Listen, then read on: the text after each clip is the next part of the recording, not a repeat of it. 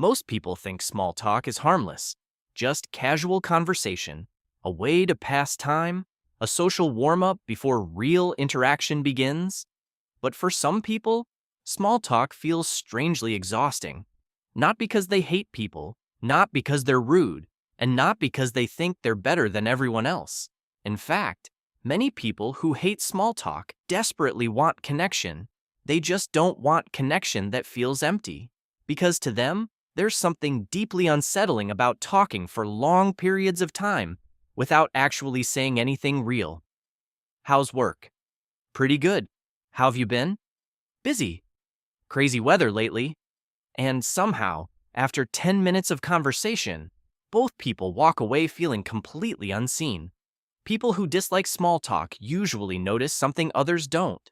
Most conversations are performances, tiny scripts, predictable reactions, carefully edited personalities. Everyone says what they're supposed to say, everyone smiles at the right time, everyone pretends to connect, but underneath it all, almost nobody reveals what they actually feel. And once someone notices this pattern, it becomes hard to unsee. They start craving conversations that feel emotionally alive, conversations with tension, curiosity, honesty, meaning. Not because they want everything to be deep all the time, but because surface-level interaction starts to feel emotionally lonely. That's the strange part. You can be surrounded by people, constantly talking, constantly socializing, and still feel completely disconnected. Because connection is not built through words alone, it's built through emotional presence. And people who hate small talk are often searching for that presence without even realizing it. A lot of them were emotionally misunderstood growing up. Not always abused, not always neglected, but often unseen. Maybe they learned that their real thoughts made people uncomfortable. Maybe nobody asked how they truly felt. Maybe they became the easy person, the quiet one, the listener. So over time, they developed a habit of hiding the deeper parts of themselves. And eventually, they became surrounded by relationships that never went beyond the surface, which creates a strange contradiction. They crave depth, but struggle to create it. They want meaningful connection, but often avoid the vulnerability required for it. So instead, they withdraw, observe, stay guarded, and small talk becomes exhausting because it reminds them how distant everyone feels. You'll notice this in group settings. While everyone else effortlessly bounces between casual topics, the person who hates small talk often feels mentally elsewhere. Watching, analyzing, trying to feel something genuine in the interaction. Sometimes they'll stay quiet for long periods because forcing fake enthusiasm feels emotionally draining. Other times, they suddenly come alive when the conversation turns real.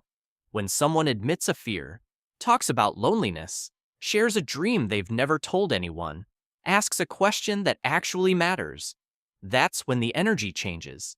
Because for people like this, conversation is less about exchanging information and more about discovering who someone really is. Ironically, many people who hate small talk are actually incredibly good at reading others. They notice subtle shifts in tone, forced laughter, fake confidence, hidden sadness behind someone's smile.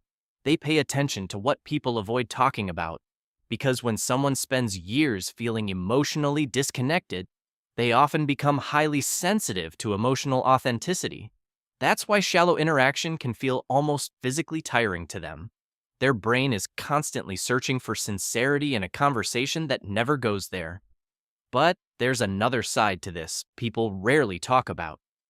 Sometimes, hating small talk isn't just about intelligence or emotional depth. Sometimes it's fear. Because deeper conversations carry emotional risk. If you stay in safe, surface-level interaction, you never have to reveal yourself. You never have to admit what hurts, what confuses you, what you're insecure about. And for some people, it's easier to criticize shallow conversations than risk genuine vulnerability themselves.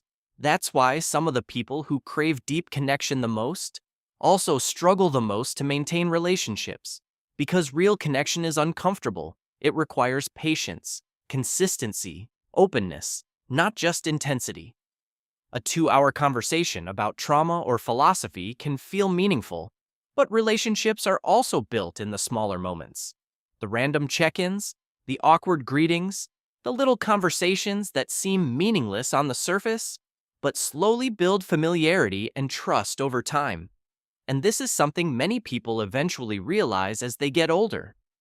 Small talk is not always fake.